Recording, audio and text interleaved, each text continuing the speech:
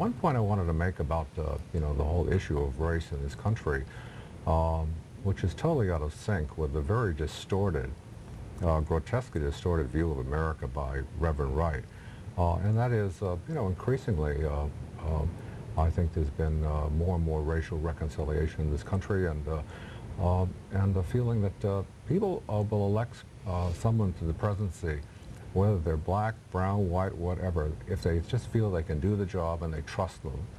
And I was taken by maybe over a decade ago when there was a lot of talk about Colin Powell being a presidential candidate, and that was building a head of steam. And if I recall, I think the polls at that time showed 70% of Americans said that they thought Colin Powell would make a good president. I thought that said a lot about our country. That is an overwhelming number.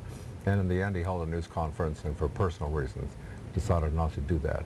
So I think we've made a lot of advances in this country, and I think Colin Powell, Barack Obama is sort of standing on the shoulders of those who came before him, and we're making more progress still. On that trust issue between the three current candidates, who bodes the best? I mean, who does well when it comes to the trust issue between McCain, Obama, and Hillary Clinton? Well, Hillary Clinton, and there's some most recent numbers that were out, and there have been a lot of them on. They asked voters, do you approve of this candidate or you disapprove of this candidate? Do you have a positive feeling toward the candidate? Do you have a negative feeling?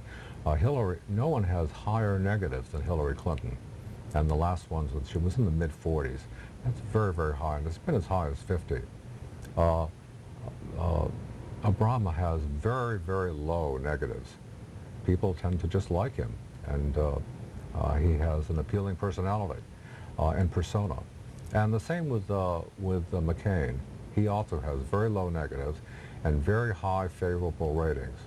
I believe among the three, probably the highest of this general overall approval ratings. This is not on the question of whether you vote for him.